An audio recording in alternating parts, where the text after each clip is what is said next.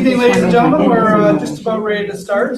Thank you all for coming out tonight to our, I guess this is our second installment of our Labrador election primer. Conservative candidate Mr. Panashway was in last Wednesday. Tonight we have Liberal candidate Yvonne Jones, and then on Wednesday evening we'll have the NDP candidate Mr. Rankowski.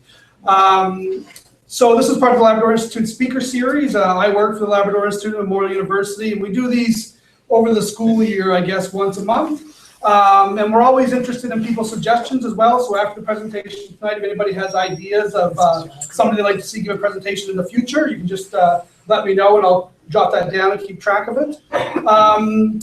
Yvonne's going to take a couple questions after she talks tonight.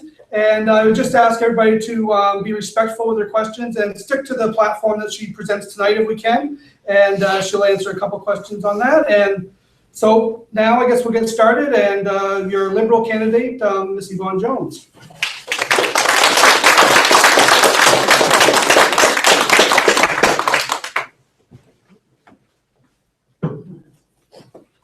I have my coffee.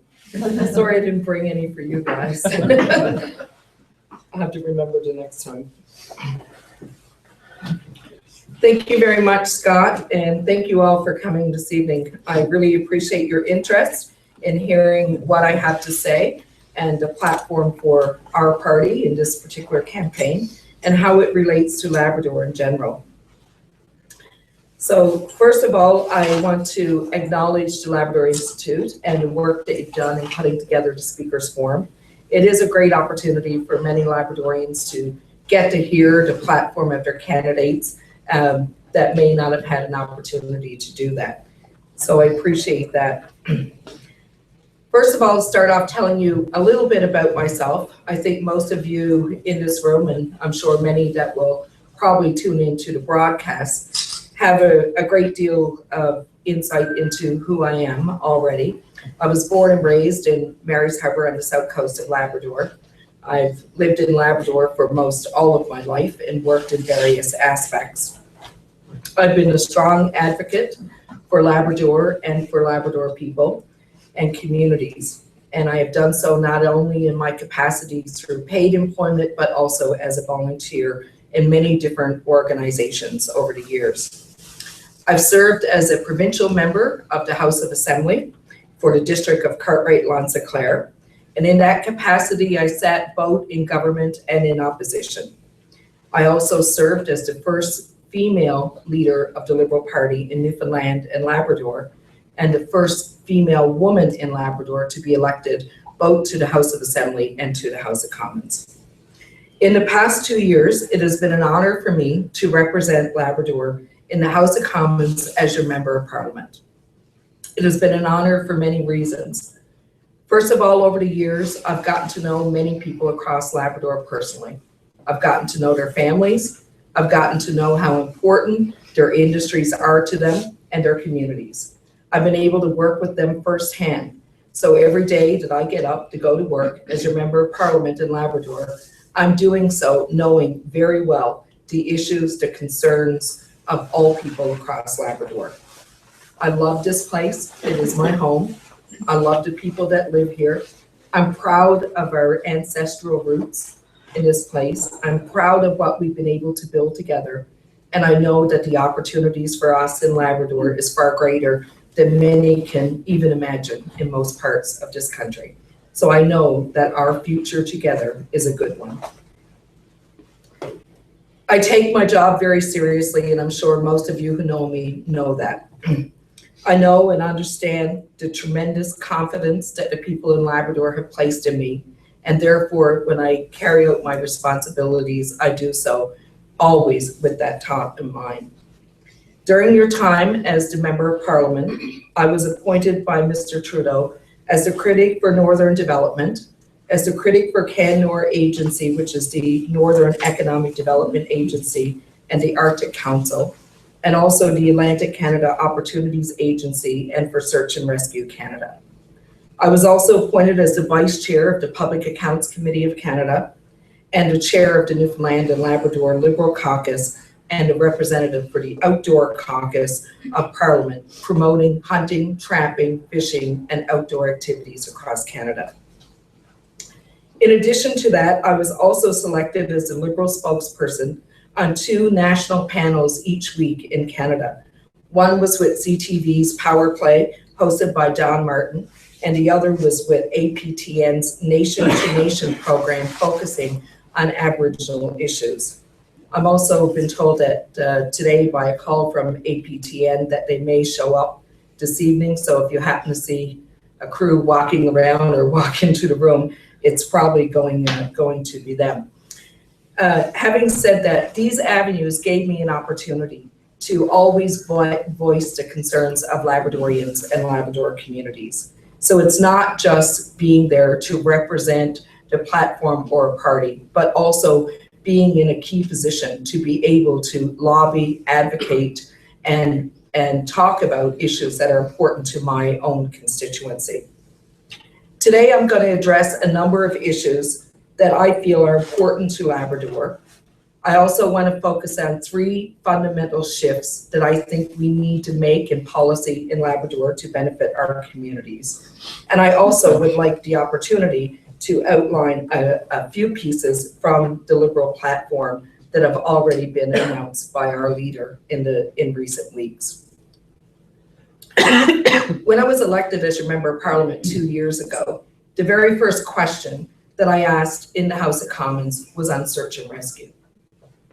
And on that day when I stood to ask that question, I did so with an image in my mind of a 14-year-old Inuk boy, a young boy that perished in Labrador's North Coast while he waited for someone to come to save him, while he waited for search and rescue services in Canada to kick in a remote part.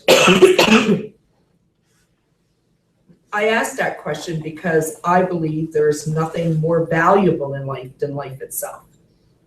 And we should have that security and safety mechanism in our country to depend upon when we need it.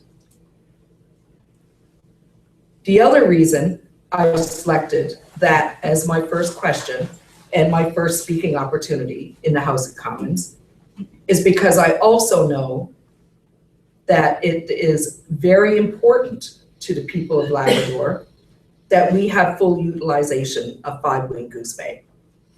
Search and rescue is a key component to that operation. Search and rescue should be a key component to that operation. Nowhere in this country, when you live in the proximity of a national D&D base like we do, should we have problems when it comes to searching or rescuing the people that we love. Also, on 5 Wing Goose Bay, I want to, speak to a number of points. First of all, I want to say that I have been significantly and severely disappointed with the Conservative government's actions towards 5 Wing Goose Bay. They have not laid out a long-term operating plan for 5 Wing, nor have they made commitments that extend beyond 2 to 3 years in terms of its management contracts. In order for any industry to be able to grow, they need to have long-term planning. They need to be focused and have a vision that will take them in certain directions over a period of time. Without that kind of commitment, it is very difficult. However, I will say to you that in the last 2 years, because of significant lobbying, especially in the last 18 months, we have been able to secure more training contracts for 5 Wing Goose Bay than have been there in the last 10 years. And I actually confirmed it with the Colonel only a while ago because I wanted to know how much work was being done. And in fact, for the first time in a long time, we've been able to sign on to contracts that are now 5 years in duration. So the contracts themselves actually exceed the operational contract that is secured for the workers. Obviously, my commitment around 5 Wing is to look at a long-term operating contract, is to look at how we expand our training exercises, how we attract more allied training to the base, how we can utilize that base for further activity in the Arctic, which is becoming more and more demanding on our country right now, to be able to do that. We are in a proximity to allow that to happen. We're also looking at new contracts right now for UAV training in cold and Arctic climates. Our base is ideally suited for that, and that will be contracts that will be led by the federal government over the next couple of years.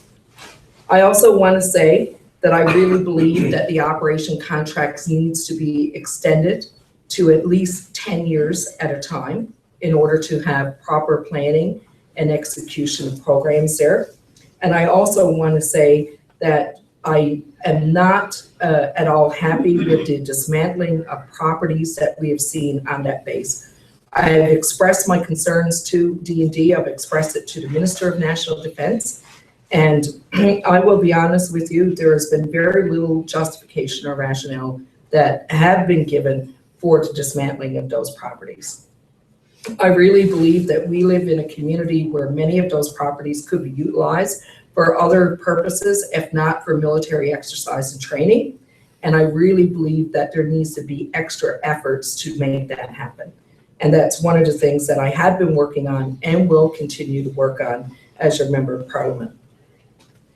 The other issue I want to speak to this evening is on transportation. A lot of my efforts and time over the last 2 years have been in working with the province and working with your provincial MHAs to look at transportation initiatives in Labrador. And while many of these initiatives are provincial in nature, they also require, I think, oftentimes the voices of all of us lobbying together to make things happen. As you know, I've been very vocal on the replacement of the Labrador Straits Ferry. The ferry has really outgrown the service there. There has been 2 contracts now by the provincial government that have been canceled, and we still do not have a new tender for a ferry on that service. However, if we don't replace the ferry that is there, we're going to find ourselves in a position where we will be left with no boat for the service, and that's exactly where this is going. They have been told by the company a number of occasions that at the end of this contract they will require a new vessel, and many companies have already stepped up to say to the provincial government, listen, we can provide that particular vessel. There was 3 bids that went in, there were 3 proposals to be reviewed, and unfortunately to date there's still been no decision. I've also worked very hard for the replacement of ferry services in Northern Labrador. As you know, based on assessments that were done, there was a need to replace the ferry service there with a combination vessel that could handle passengers, freight, roll-on and roll-off vehicles, allowing people to be able to take their truck, their car, whatever, from Northern Labrador when they're traveling out and back. That contract as well has still not been filled, and there is a commitment by the province to do that, but unfortunately it's still not happened. In addition to that, you probably heard me speak many times about the Coast Guard operations, which is all federal. And the Coast Guard operations right now in Atlantic Canada has been short of vessels for the last number of years. As you know, many of the vessels in the Coast Guard fleet are aging, they're getting old. Several of them have been on refit over the winter months. Some of them were actually tied up for as much as 4 months between January and March and April. And these are peak periods when you need to have ice-breaking capacity and support. So that is one of the issues, and you'll know if you research through Hansard in the House of Commons that I have spoke on and asked questions on a number of occasions. I want to have dedicated ice-breaking capacity within Atlantic Canada and for Newfoundland and Labrador for essential services. And that means that search and rescue is an essential service, but also passenger services that people rely upon, like those between Newfoundland and Labrador in the Strait of Belle Isle. And as you know, there has been recent contracts let by the federal government to replace some of the aging Coast Guard vessels that are there. You're probably also aware that there has been a number of requests made to do extensions on airports and upgrades. There's an extension being done now in Goose Bay on the airport there. We just finished a large extensive upgrade on the airport in Wabush, and the application for name and a centralized airport for Southern Labrador is still in the works of being reviewed and looked at. On transportation, many of you would be aware that back about 3 years ago or longer, I started a campaign to look at providing for a rail network across Labrador. It was during the peak of the mining industry. It was at a time when we weren't able to rail ore out of Western Labrador, and what we were railing out was going through Sept-Îles in Quebec. Over a 50-year period, we saw Sept-Îles in Quebec go from being a fishing community of about 1,500 people to a town of 25,000. The town was built on iron ore, and much of that iron ore came out of Labrador. As you went through an expansion project to look at expanding and doubling the capacity and processing of iron ore in Labrador, I really felt the need was there, the time was there to start looking at how we rail into Labrador and make this a part of an economic development driver for our communities. Anyway, as it was, it did not get seen as being a priority for the province at the time to look at it, or the federal government. And instead, what we saw was Quebec do the feasibility study themselves. We saw the federal government put money into Quebec, up to $55 million to upgrade the port and millions more to help upgrade the railway to be able to handle the additional capacity of iron ore in Labrador. I really do believe that as we embark on developments in the mining industry in the future, that we need to look at this as a piece of infrastructure that could add to economic initiatives and jobs for Labrador communities as well. I'm still committed to port infrastructure to be able to service the Arctic region of Canada. I spoke to this at Northern Exposure. I spoke to it at Northern Expo. I think it's a huge piece for Labrador to look at being a major shipping and supplier to the Arctic region of Canada. I think the time has come for us right now to invest in that infrastructure and to be a part of and a major player in the distribution and servicing of the northern regions of Canada, especially those in the Arctic. We've already proved that we can do it, and private sector have showed us the way to do that through their operations, especially in the oil industry, which is being done right now. But there's an opportunity for supply management for many other commodities, and we can be doing that across the Arctic. I've spoken on this in the House of Commons several times. I've spoken at a number of conferences in Labrador and in different regions of Canada. I really believe that Labrador is missing an opportunity because of our inadequate infrastructure around transportation. So it's not just that paving the roads is a priority, because it is. It's not just building new ferries is a priority, because they are. These are critical pieces for people just to commute who live here. But the other critical pieces you cannot forget has to be around building proper port infrastructure to look at the Arctic, proper infrastructure to rail or roads to deal with the mining industry and capitalizing on that. And I guess the third piece around transportation as well that equals into that piece, or that vision piece, is in the last session of the House of Commons, I tabled a motion asking for the support to conduct a feasibility study on a fixed link from Labrador to Newfoundland. Now, many people might say once the highway is finished and paved into Quebec on both sides, we won't need that fixed link to Newfoundland. That will be Newfoundland's problem, and let them lobby for that fixed link. So there's different opinions around it, but nevertheless, I think that the more we can secure good transportation networks between provinces in Canada and within our own province, there's always going to be better for us, and we're the people that will gain at the end of the day. I'm going to speak a little on Muskrat Falls. As you know, most people who live in Labrador or anywhere in North America these days have heard of Muskrat Falls. And you know, when you hear about it, you hear about it in the context of huge mega developments and projects, and you know what the employment gains are going to be, what the opportunities are going to be, and so on. Most people would give anything in the world to live in a region that could play, I guess, home to such major developments and opportunities. Unfortunately, Muskrat Falls, while it may be profitable for the province of Newfoundland and Labrador at the end of the day, meaning 30 years from now, it's certainly not delivering the kind of opportunities that Labradorians had figured it would or hoped it would in the early days. In the last 2 years, I felt more like an employment agency for Muskrat Falls than I felt like a member of parliament most days, and so did my staff.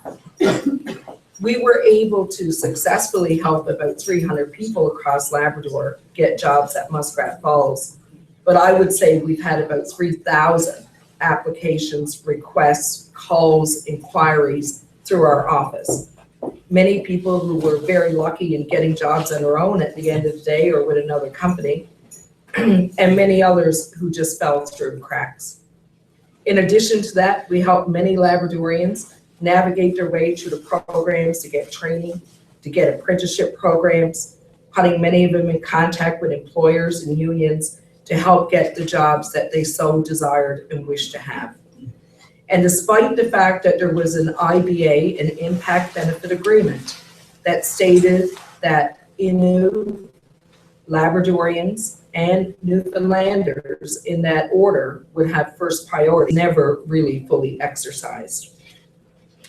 The fact that the commitment was made, there was no, but without any oversight provision or any oversight office to implement that agreement, what we saw in the IBA was a lot of the commitments that were signed on to not implemented properly, and the full utilization of those commitments were never felt by Labradorians. I spent, I would say, a good part of the last 2 years meeting with NALCOR unions and companies. There's probably very few companies or unions that have been engaged in Muskrat Falls that I have not met with either face-to-face or had telephone conversations with. And all of it in hopes of securing better opportunities for people in Labrador. Many of our lobby has been focused around jobs and employment and training, but also a lot of it was focused around trying to get businesses in Labrador recognized, trying to help them secure contracts as opposed to outside companies being brought in on a regular basis. The most recent issue, I guess, around Muskrat Falls, and I could talk about this for a long time, but I'm not going to. But there was a number of issues, I guess, around the project and the fact that there wasn't any real commitment to Labrador in all of this. And there's still time.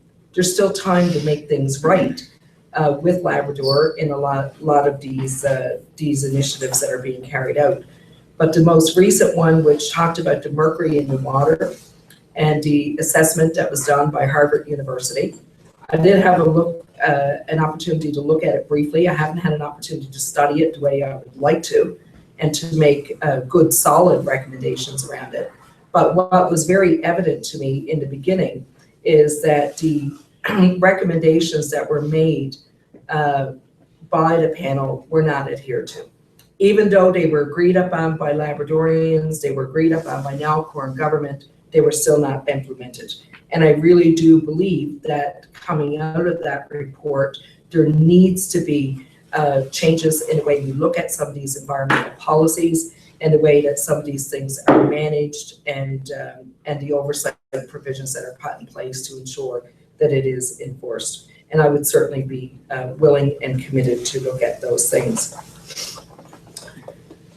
In addition, while we're talking about Muskrat Falls, I guess the irony in all of this is at the same time that we had this $7 billion project ongoing on our doorstep, we also had an application made by NALCOR, Newfoundland Labrador Hydro, to the Public Utilities Board to increase hydro rates for all Labradorians.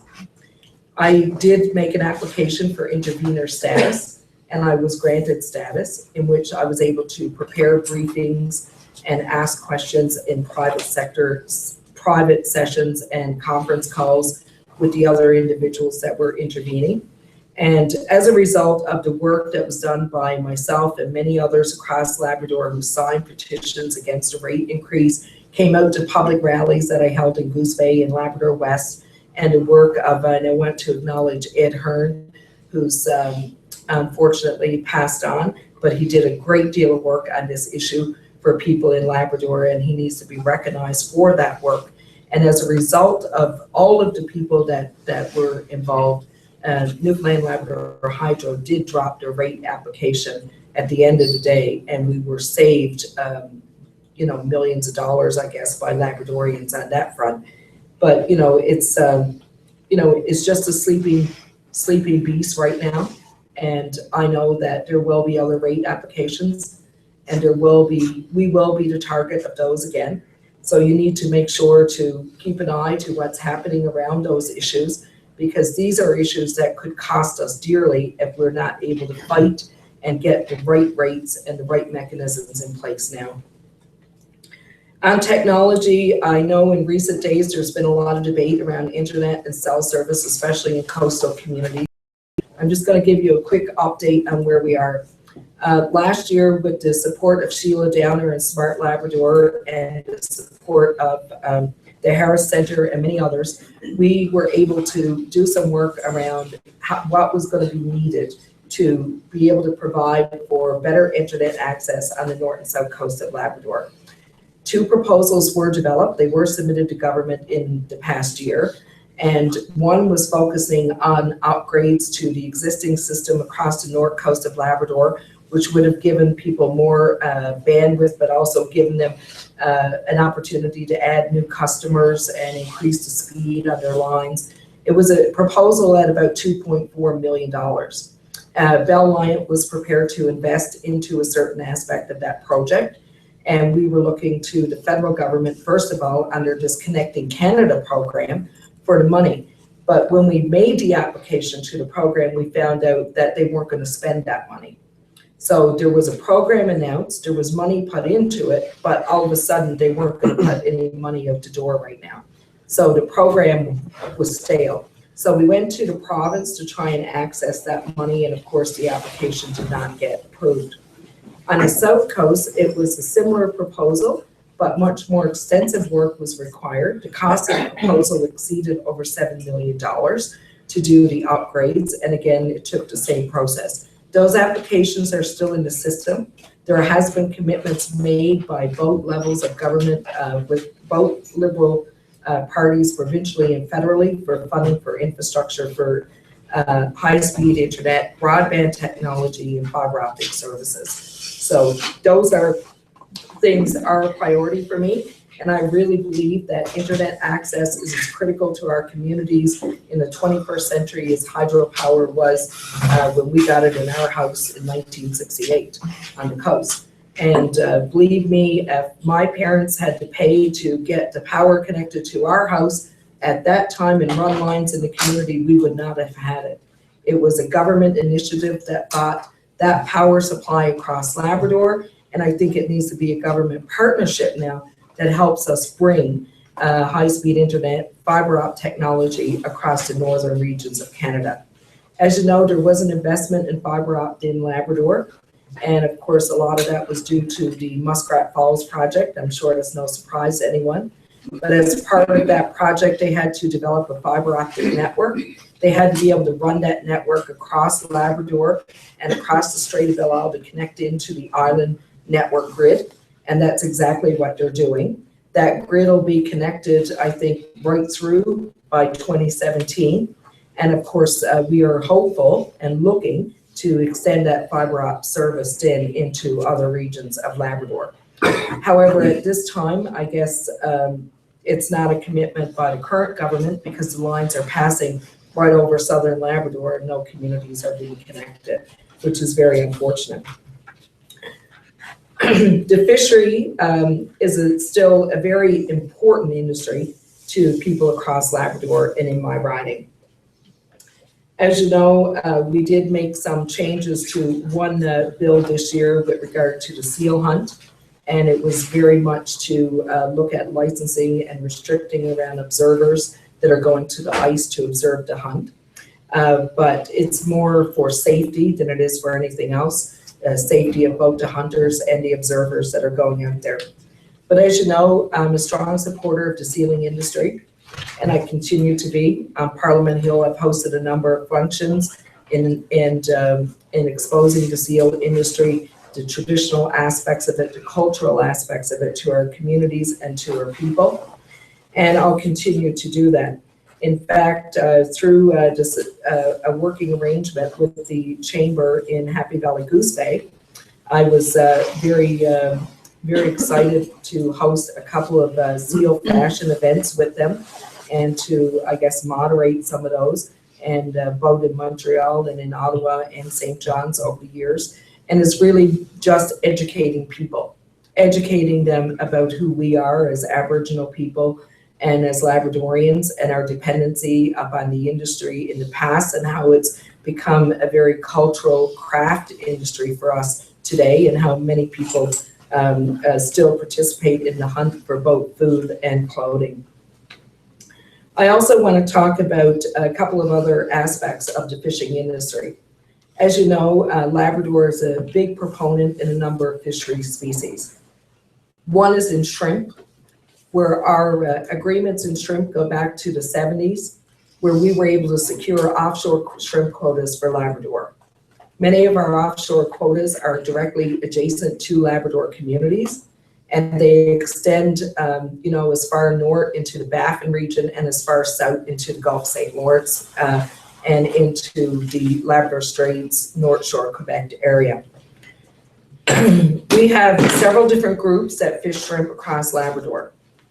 And I'm speaking about this species because it is one of the species that have sustained the coastal communities in Labrador's north and south coast. Shrimp allocations that were allocated both to Torngat Fisheries and the Labrador Shrimp Company in the early years, and then in recent years extended to the Nunatsiavut government, the Innu Nation, and to Nunatsiavut. In 2003, I was the Minister of Fisheries in Newfoundland and Labrador. And at that time, I went to bat for the people in Labrador to access those quotas. The first quotas that were actually allocated to Aboriginal groups was in that year, in 2003.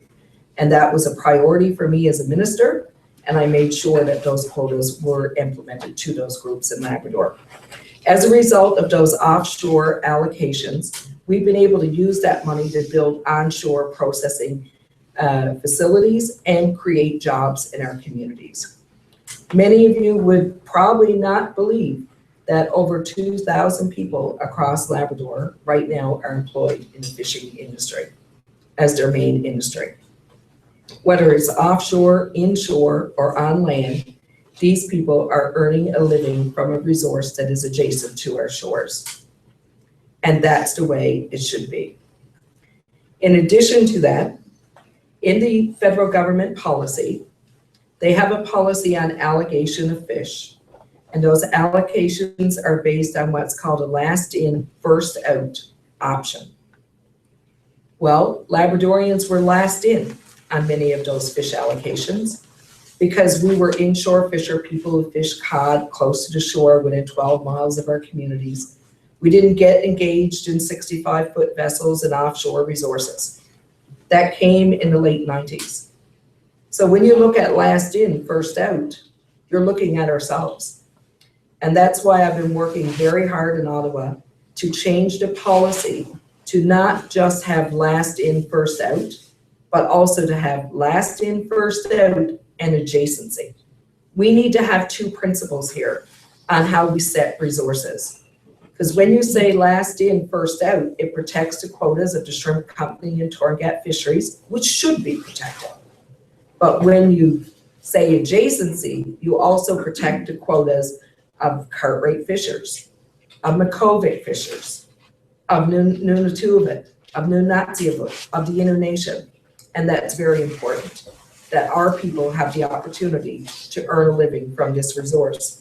Last year, when the shrimp allocations were being cut in Area 6, which is in the Newfoundland side, and Area 7, the first thing the FFAW under Earl McCurdy and then his predecessor did was they went to Ottawa to meet with Minister Gail Shea to say that they should now access the shrimp adjacent to Labrador. for their areas and their regions. And that is not right. I will tell you right now, as a person who's worked in the fishing industry, who comes from a fishing family, who works with people that have invested interest here every day, that the FFAW have done absolutely nothing to help Labrador fishers over the years access this resource. And in fact, every time a quota was cut on the island portion of the province, they were the first ones in Ottawa at the minister's door saying we should get a share of this resource in Labrador. That will not happen while I am here. I have already started to work to form a fisheries coalition that would be a Labrador coalition of fishers. This would be an incorporated body that would have to be consulted by DFO and by the minister when making cuts and allocations of resources. Because we have no one right now that is speaking for us in this circle. The FFAW is not speaking for us. So therefore, we have to have a group as Labradorians that can speak for ourselves. Last year, we were able to get meetings for the Aboriginal groups so that their governments could come and have face-to-face meetings with the ministers to protect this resource. And they did a great job, a fantastic job. We spent weeks conference calling across Labrador, putting together our position paper on the fishery and getting ready for these meetings. And we won. At the end of the day, we sold our shrimp allocations in Labrador, but we should not have to do that fight on a regular basis. We should have the adjacency principles included. I also believe that turbot allocations off Labrador need to be allocated for the best interests of Labradorians. Back years ago, as I said, when we were doing the inshore cod fishery, well then the turbot fishery started to pop up. It was an offshore industry. We didn't have the boats, we didn't have the enterprises. Our fishermen didn't have the opportunity to participate at that time. And those allocations went to people outside of the region. We have been, in the last 2 years, trying to bring these allocations back. We've been able to secure some of the quota for Labrador, but most of it is still going outside.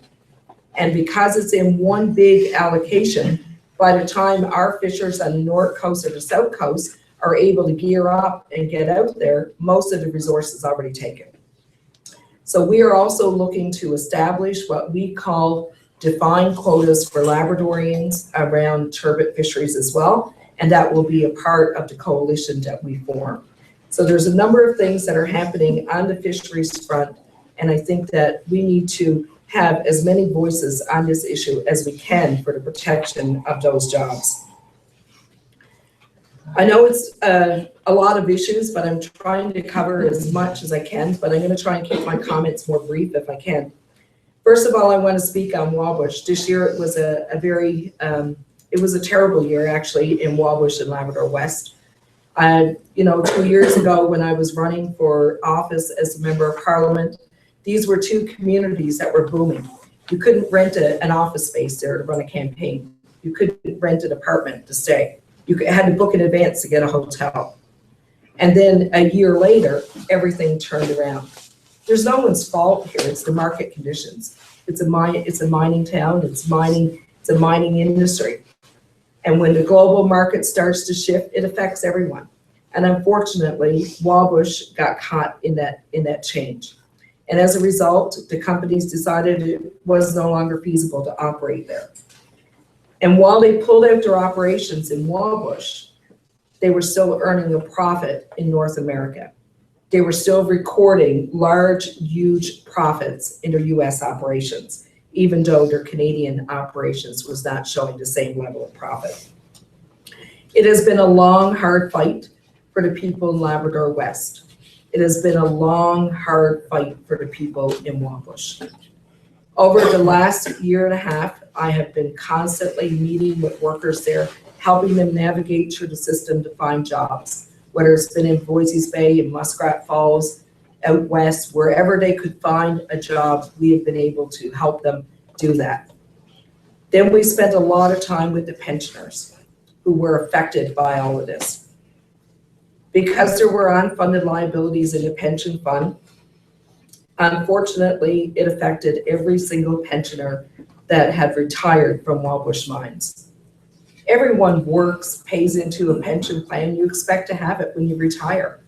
You don't expect to go home and get your company pension plan and then find out 5 years down the road or 10 years down the road or 18 months down the road that all of a sudden you're going to lose part of that benefit because the company is closed up and did not pay its dividend shares into the fund. And that's what happened. When the company went to court, and you probably heard about it in the news under the CCAA proceedings, they filed court challenges to protect their operations and their assets at Wabush Mines. In doing so, it could see the dismantling of the operation. It could see equipment being sold off. It could see one body come in and buy the whole thing. So there was a number of options that could happen. But the most unfortunate option of all of it is that the workers that were impacted and the pensioners would have to be listed as a creditor, and they would have to be the last on the list. That was the regulations. After a court challenge and after a lot of litigation, a lot of debate, the decision did not change. And the only way that it can change is that if we change the law, the laws that pertain to CCAA in Canada to ensure that when companies go bankrupt or when companies close up or when companies pull out, that they have to own up to their commitments to their workers under their pension funds and under their benefit agreements. And we have already made a commitment that this is something that our party would do. And it's not just the people in Wabush that have been affected by this. There are people all across Canada that have been affected by this. Many of the manufacturing operations that closed down in central Canada, mining operations that closed up in Western Canada, oil operations that closed up there. There's been thousands of Canadian workers that have been impacted by closures because of the downturn in the global market.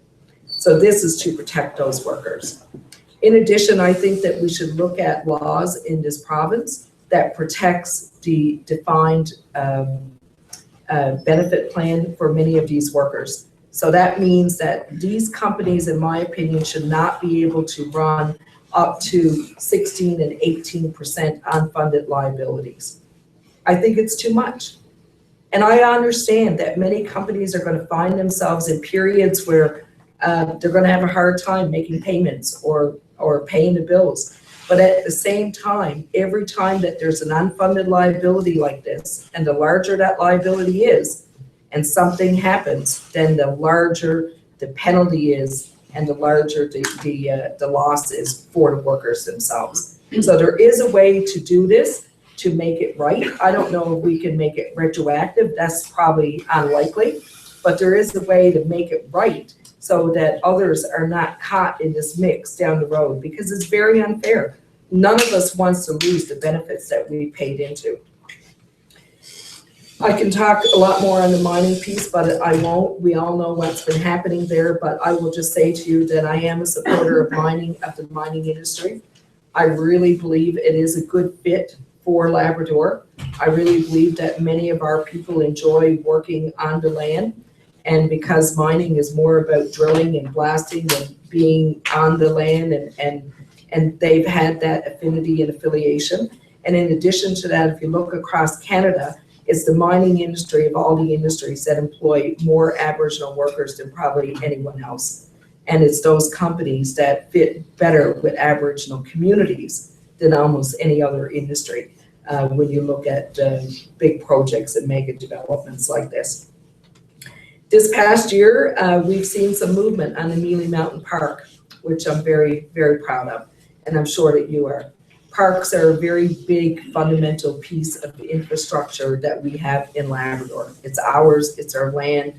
It is absolutely the most magnificent and beautiful, most beautiful region of the country that you could look at. We've seen a lot of investment in Torngat parks over the years, a great job being done by both the Nunavut government and also by the Torngat Mountains Park group to do the work that they've done there. There's been a lot of money invested, And, that project is moving ahead. And it's not just a park that entices people to come and see the landscape, but it's a park that also celebrates the culture, the heritage, the real Aboriginal roots of who they are as people and what their region is really made of. And that in itself is just one complete attraction. We've also seen more progress being made at Red Bay. We've seen smaller developments at Battle Harbor, but they're continuing to push forward for further recognition as a national historic site. While they have the designation, they have not been part of the funding programs of the federal government, and they're still looking and working hard to get there, and we're supporting them on that. And on the Mealy Mountain project, this year you're going to see about $5.5 million spent in doing some of the preliminary work, and then hopefully from there we'll be ready to carry forward with the next phases. The land agreements have all been signed off. The Aboriginal agreements have all been negotiated and signed on to. And I guess over the next little while, you'll probably have some public sessions and workshops where they'll be coming to talk to people in communities and explain how this project will roll out over the next little while. Unfortunately, I haven't met with them now in the last few months, so I'm not able to give you that kind of detail, but I'm sure they'd be happy to. On northern issues, I'm going to speak very briefly on the housing initiatives. Still a huge issue for us in Labrador. As you know, there are a number of housing programs across Canada. There are some that are designated directly for north of 60 that we've not been able to access to date, but we did access some transfer dollars under housing initiatives for some of the Aboriginal communities. They have not been sufficient or significant. And there needs to be a lot more. But we also need to look at housing in different regions and what fits best in those regions. And I know last year 2 years in a row now, they were able to do these projects in Maine where they built the smaller houses for the elders and more easier to manage, easier to heat, more affordable housing. And it's really working out well. So hopefully we can see a lot more of that. Nutrition North, this is a subsidy program by the federal government. And as you know, I sat as the vice chair of the Auditor General's Committee, and the Auditor General reported on Nutrition North. It is a program that needs significant overhaul right now in this country. This program is supposed to be providing affordable food to northern communities, and it's not doing that. The subsidies are being paid out. Over $65 million, reached to $72 million, I think, this year in subsidies, but yet the food right across the north is very, very expensive. Every time I go in and out of communities, I make it a point to go to the stores to check prices on the shelf to see how much consumables are, necessities are that people need. And, it just blows my mind. And when you look at the fact that many of these subsidies are being paid out by the millions of dollars in some community instances. I think I crunched the numbers at one point for Nain, and if I could recall the figures, I'd be very happy. But just off the top of my head, when you calculate the amount of money that went into Nain in subsidies under the program and the number of families that were there, and if this was to be distributed, I think it would have came out to something like $8,000 a household at the end of the day. And I can guarantee you no one saw that savings under food in the community over the course of the year. So, this is a program that is, I can't even say it's a money issue because I believe that $72 million is a lot of money to be putting into a subsidy where you're not seeing good benefits. And I think the problem is really in how their auditing is being done, how their subsidies are being paid out. Because, there is one company in particular that received over half of the money to one company for subsidies. So, and I'll just give you one other example. Like if you go into Nain, I went into one store that don't get the subsidy. They don't even apply for it. They're not even on the list. And their food prices in their freezer on all their meats was cheaper than stores that were getting the subsidy. So there needs to be more auditing and controls in place to see where this money is going and why the affordable food is not reaching the people that need it.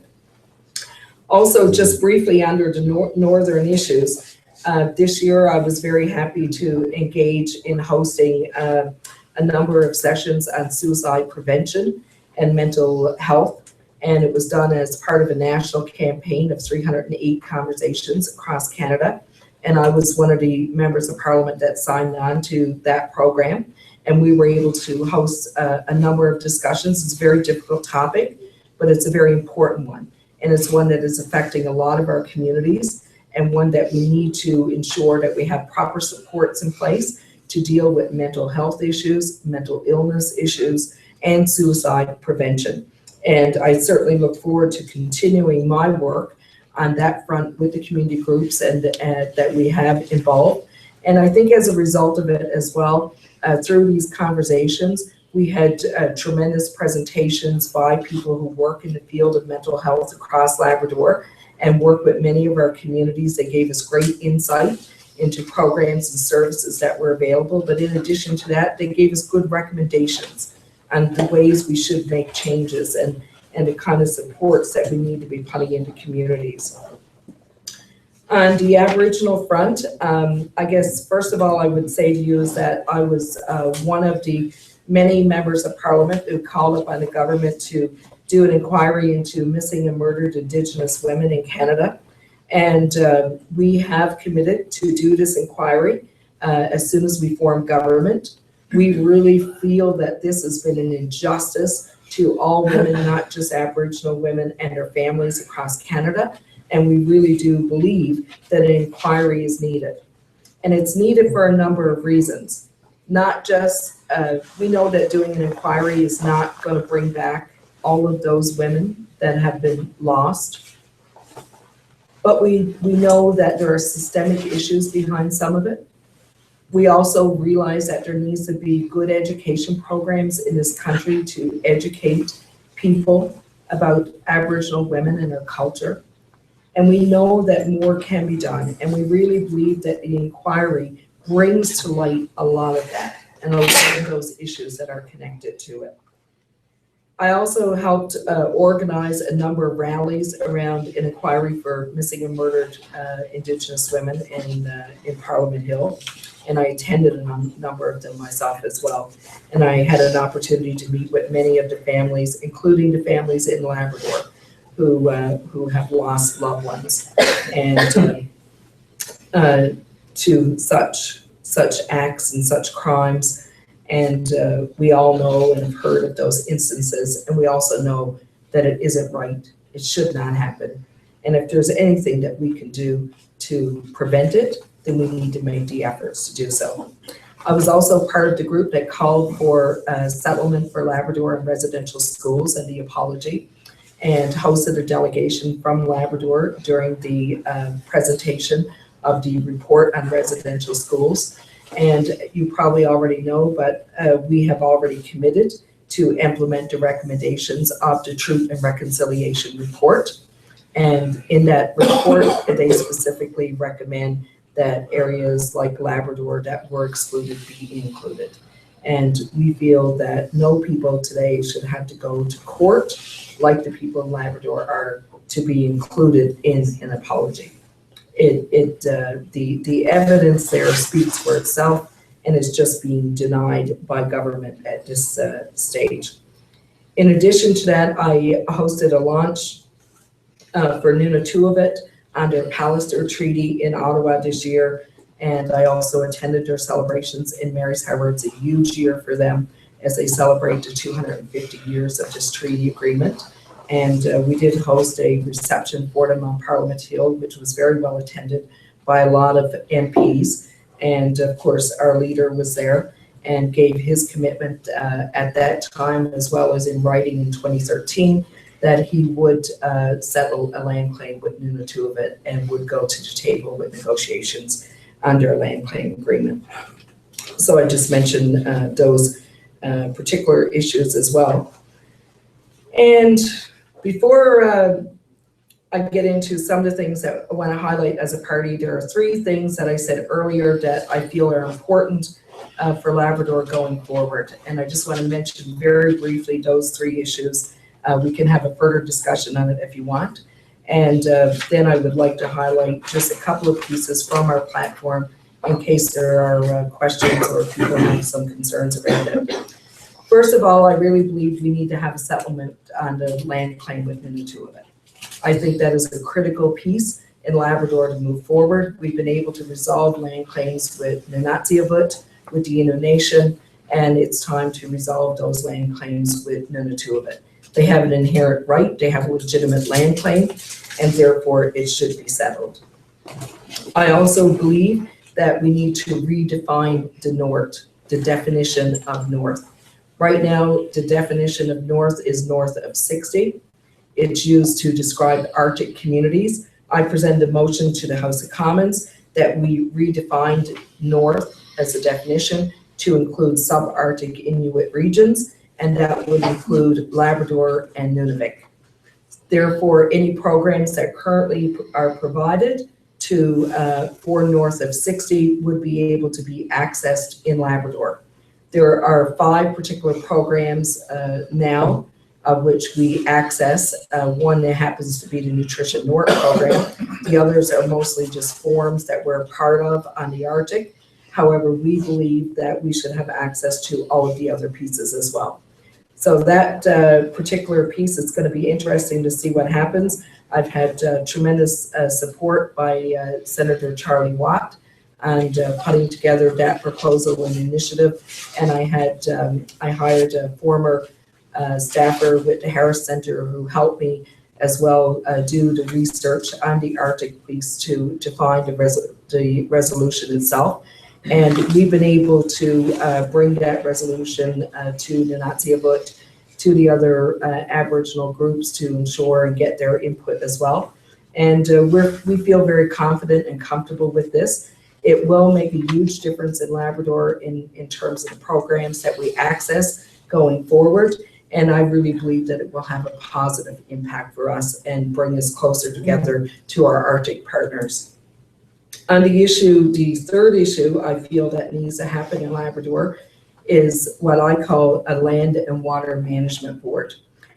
I haven't talked a lot about this, but I did an awful lot of work on it. And basically, people talk quite often in Labrador about being a territory. And how do we become a territory unto ourselves? How do we get to have more control over what we do? Well, it's not as simple as just being a territory. And I'm sure there are people in the audience and maybe others listening that did far more research on this than I have. But, you know, territorial status comes with a great deal of legal challenge, as well as referendums. And it comes with a great deal of commitment from a lot of people, and I would think a lot of time to get through the process. However, you know, how do we have more control and more say over what we do? And I think that has been the big question. In my role this year as the critic for the territories, I was able to work with the governments in the Northwest Territories, in Nunavut, and in the Yukon. And I actually had opportunities not only to work with them on current issues, but also to talk extensively about how they got to territorial status, how they deal with industry, how they deal with developments in the economy, how they balance the interests of Aboriginal people, how they have more input over what's happening in the environment and environmental regulation. So through that process and through a number of motions that I dealt with in the House of Commons as it related to the territories, I discovered that one of the key elements is that they have is called a Land and Water Management Board. And how the Land and Water Management Board works is that any proponent of development that is going to occur has to go through the Land and Water Management Board. This board is comprised of people in the area. In our case, it would be comprised of Labrador people. It would have interest from the Aboriginal groups, from the community, from the sectors. It would be legal legislation that would have to be developed and passed within the province. But it would give us some real teeth in terms of how we proceed with development initiatives, impact benefit agreements, environmental assessments, and ensuring that there's inclusive and full investment by Labradorians into decision making and what's going to happen. With their land and water management boards, I can tell you a little bit about it, but I'll keep it brief. I have a couple papers here I can pass out after if anyone would like them. But basically, how it would work is that there would be an arm that looks at the project itself, deals with the proponents, deals with the licensing, deals with the permitting, and then there's the arm of the Land and Water Management Board that looks at the environmental piece as well. And they make the recommendations to the overall panel itself.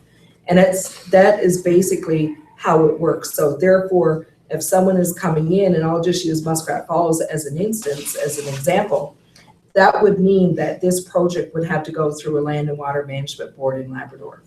It would mean that this board would have to give them the permitting, they would have to negotiate the IBAs, and they would have to give the approval on the environmental assessments. They would also have the authority to ensure oversight and that the agreements are honored and carried out. Who pays for all this? In the territories, what's happening right now is government obviously pays a large portion of the cost, but companies are billed back as well. So if there's a cost incurred to some of the EIS work, if there's cost incurred on the permitting work, all of these things are billed back to the corporation to pay. And what was very interesting is that when I was in, I think it was in the Yukon, when I met with one of the mining companies that had just went through this process, and I asked them what they thought of it, and they said it's a good process and we like it because our Aboriginal partners are at the table. All the people who have invested interest is being represented. And we don't have to worry when we walk away from that table that we're going to have to deal with so many other groups and entities.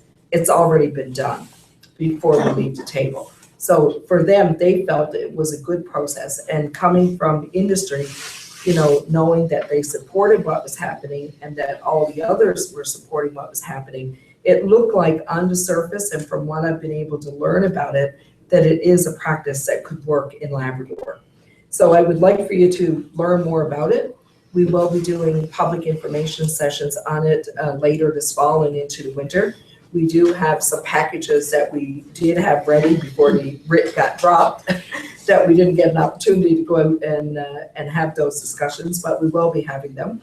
And we certainly want to propose this to the provincial leaders and to the provincial government to look at it as legislation that we feel can work in Labrador, giving us a little more say, a little more input and control over what's happening. So those are the three pieces that I feel need to happen and that I've been working on for Labrador. And of course, in this campaign, every party, every leader is out there. They're making announcements on all kinds of issues. Our party is no different. And I'd like to be able to give you a full briefing on all of them, but unfortunately, that won't happen this evening. But I will highlight a couple of things. First of all, we're the only party in this election that have allocated $125 billion in infrastructure spending. And we realize that that means we will run a deficit for 3 years. But the current government has already ran a deficit for 7 years. And they balanced the books this year because it's an election year. And how did they balance the books? They did so by taking money out of other programs, by announcing programs that they did not put money into. So basically, they had a great show, but they did not put the resources in. And that's how they balanced the books. What I'm saying is that the $125 billion infrastructure is needed today in regions like ours. We can wait 10 years to do a lot of these things, but we are going to miss a lot of great opportunities in 10 years. We need to look at this infrastructure program now in communities across Canada. We have roads we need finished. We have IT infrastructure that needs to be done. We have housing projects that we need to get done. There are so many things that we need to look at right now under infrastructure spending. And I really support this initiative. The other parties in this election have decided that they will not run extensive infrastructure projects. They are not prepared to make the investment in the infrastructure that we need in Canada. They're going to balance the books. And in order to balance the books, they either have to stop spending, like the Conservative government did this year, or they have to cut services or cut jobs. So it will be their decision as to how they manage their own budget. In terms of our management issues, we have outlined a full plan of how we plan to invest this money, repay this money, and be accountable to the taxpayers. We're also bringing in new benefits for children and families. We've already announced a number of initiatives that will allow us to tax the wealthier in Canada, reduce the taxes on middle-income people. We've already talked about investing more money into childcare, using our infrastructure program to create more childcare spaces, and increasing the subsidy that most families have today. For example, a family today with an income of $45,000 and 3 children would see their child benefit go to $800 a month. And that would be almost $250 a month more than what they receive today. These are good benefits and good programs that are reaching people who will need them.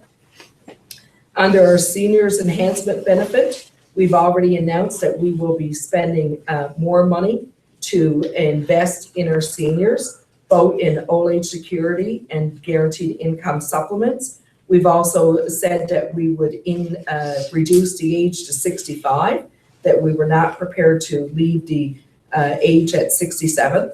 But we also feel that we need to put more money into our seniors. We want seniors to live at home longer. We want them to be able to be independent. We want them to have sufficient funds to be able to live on. And as a result, we're also going to be adding a benefit program for single senior citizens who happen to lose a loved one and have to maintain the same cost of living on one income as opposed to 2. And this is something that we have not done before in this country, but it's a recognition that it becomes much more difficult when there's one senior in the home trying to keep things going as it is with 2.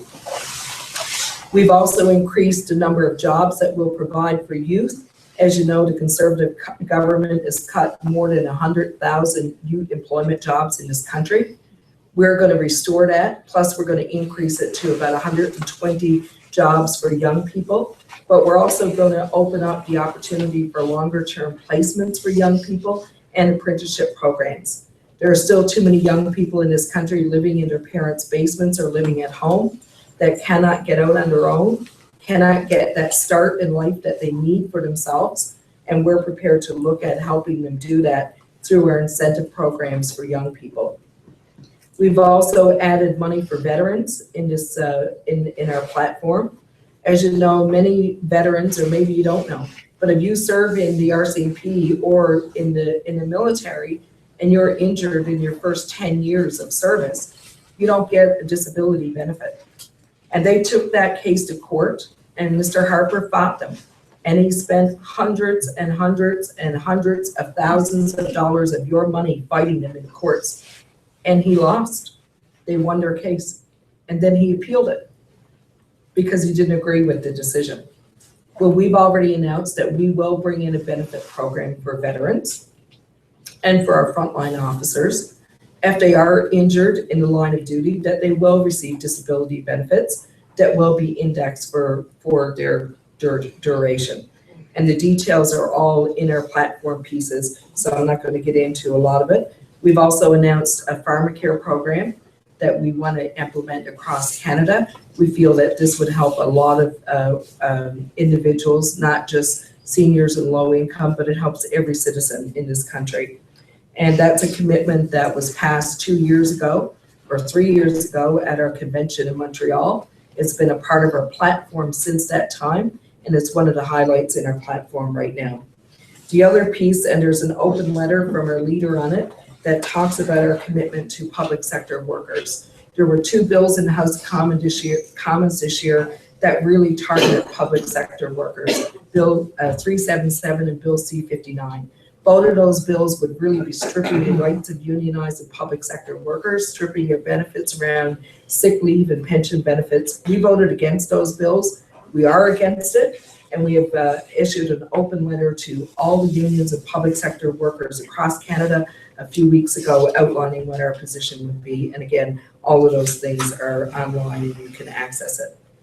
So that's pretty much the issues that I wanted to highlight this evening. I want to thank you for your time. I know it's very difficult to sit and listen to one person speak on a lot of different issues like that. And I know it's a lot of information to be providing at one time, but I certainly hope that you've been able to take some pieces from it.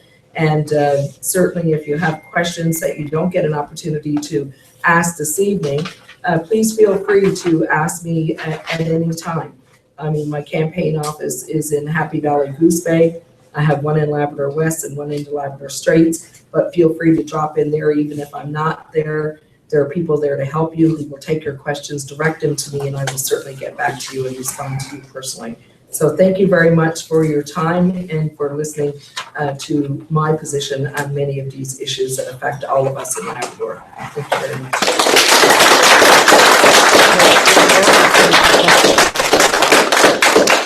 Thank you for your presentation, Yvonne, and we'll take a couple questions now. Not too long, but one or two questions. Yvonne's been talking for a bit now, so yeah, probably getting a bit dry. Yeah. But somebody have a question? Roberta? Oh, hi, Yvonne, how are you doing? Good, Roberta, how are you? The Liberal Party has committed that 2015 will be the last first past the post election. Can you elaborate a little on that? No, it's been a part of our reform program in terms of reforming Parliament. As you know, I mean, Canadians have been very concerned by what's been happening in Parliament. There's been a lot of breach of protocols. There's been a lot of charges been laid against different members. There's been election fraud, a number of things that have occurred. And there's been a lot of debate around fixing Parliament in terms of ensuring that people have strong representation, that people have the opportunity to speak for those who elect them. And obviously, one of those pieces when we laid out our platform was in looking at election reform and how the House of Commons is comprised, who has representation, based on vote distribution. So those are the things that we laid out and a commitment that we made. I think it's also important to point out that our leader also said that he would be meeting with all the provinces across Canada, and he would be discussing with Canadians how we would lay out a new parliamentary system to allow people to select their candidates and representatives for the House of Commons.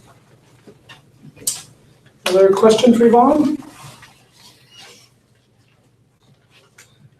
I guess you answered everybody's question in your presentation. I did cover a lot of issues. Yeah. Well, thank you. I'm a very busy woman, Scott. Thank everybody for coming out tonight. Wednesday night again at the same time, we'll be hosting our NDP candidate. So I encourage everybody to come back again and listen to that as well. And then you'll be able to make your informed decision come the voting day. So thank you. Thank you, Scott.